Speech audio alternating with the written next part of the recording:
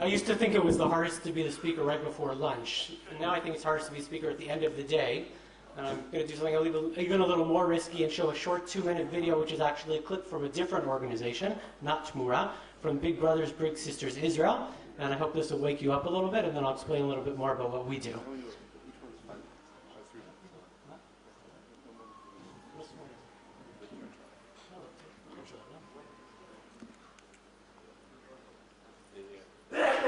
Wanted a younger sister, and also I wanted to volunteer, and that's why I'm here.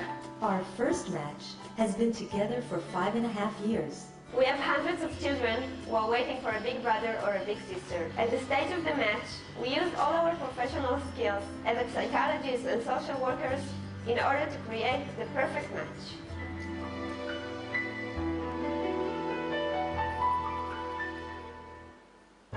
לפני הפגישה הראשונה קצת התרגשתי וקצת הייתי במתח, לא ידעתי כל כך מי זה יהיה. I was very excited because I was curious who's going to be my little brother. עוד ואני על ההתחלה התחברנו, הבנתי שאני יכול לסמוך עליו, אני יכול ללמוד ממנו, לשאול אותו ולהבין כל מה שהוא מבין. Each match creates its own unique weekly activity. In addition, there are group activities at the Jerusalem Clubhouse and wonderful fun days for all. We make sure that our big brothers and sisters all have regular supervision. Our standards are basically based on the international standards of big brothers, big sisters. We also keep up an ongoing relationship with the pair and with the parents of the child. Now, after hearing us, I can say that these weekly meetings are very important in my life. And I can say that I receive not less than I give. מאז שאני מכיר את אוהד, מרגיש כאילו באמת יש לי אח גדול. Big brothers, big sisters. There's many kids in Israel. But there still are. Many kids. Waiting for sisters and brothers of their own. Come join us, support us, volunteer, and help us grow. In order that we can give to every Child that needs big brother. Or big sister. always wanted a younger sister, and also I wanted to volunteer, and that's why I'm here. So as I said, I don't actually represent Big Brothers Big Sisters. I work for an organization called Tmura, which is a unique sort of foundation that's funded by the startup community. And when I say funded, I don't actually mean with cash. We have a unique model where we approach all the startup companies in Israel and some abroad and ask them at the time of their startup to donate a piece of their equity to charity. Our foundation is sitting on equity from hundreds of companies. Some of them you're probably familiar with. The Gifts Project, recently acquired by eBay, Wix, Waze, Saluto. I'm sure a lot of you are familiar with these companies. Some of them, like Gifts Project and also Wix, we've been able already to turn into cash, generated over $200,000 just from those two alone, which we've been able to use to fund organizations like this, different youth and education programs in Israel. The message to everybody here, if you're involved in startups or thinking of starting a startup, would be happy to talk with you. It's a very easy process. It's an easy way to give back. You know, we talk about building community. This is an easy way to give back to the community and join all the others that are already doing it. As I said, over 200 companies have already given. We're very connected with the investor community. I know that a couple of Jeff's companies, if they're not on board already, there's at least one on the way. And we're happy to have you join us as well.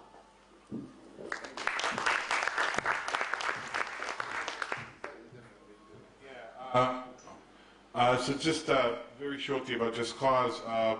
It's basically a platform in which we let nonprofits amplify and neutralize their voice.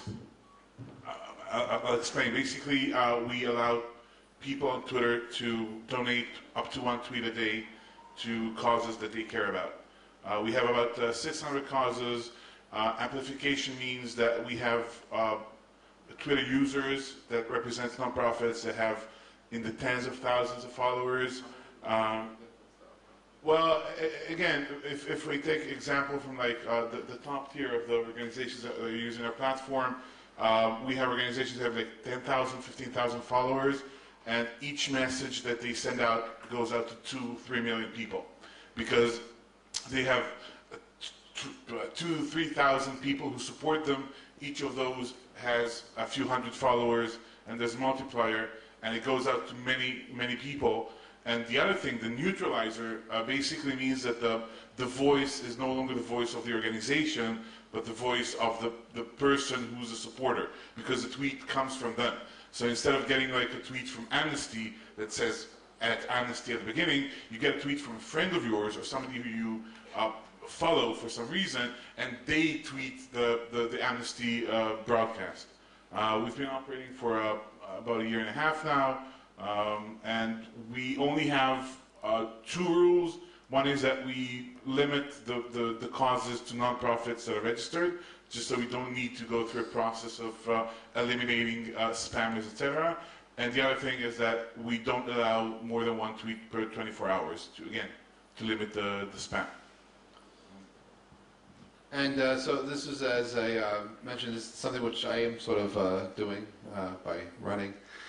But it's JustCoz.org. If you happen to be affiliated with a not-for-profit NGO or charity that is registered, more than happy to help you, because this started actually as a result of the earthquake in Haiti.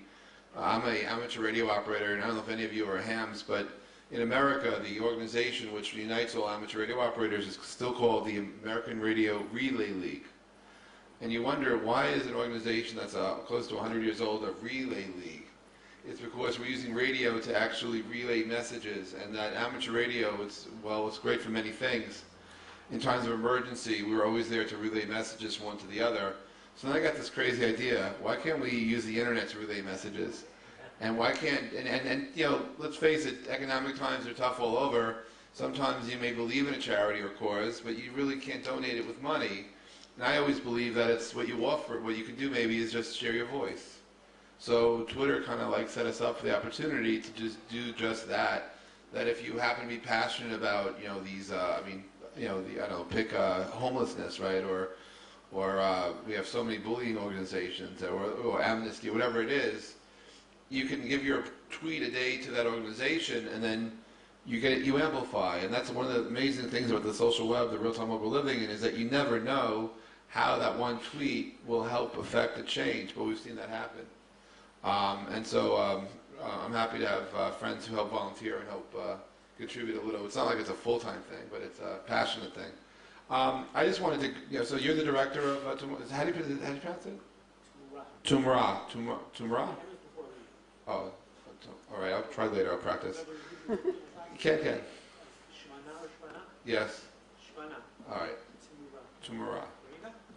You practice, So just real quickly, when did it start? And if our startups donate that, are we taxed for it, or what happened? No, not at all.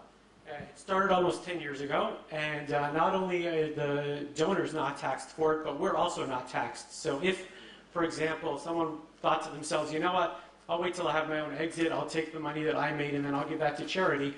The only money you would be able to give to charity at that point is after the government had their share.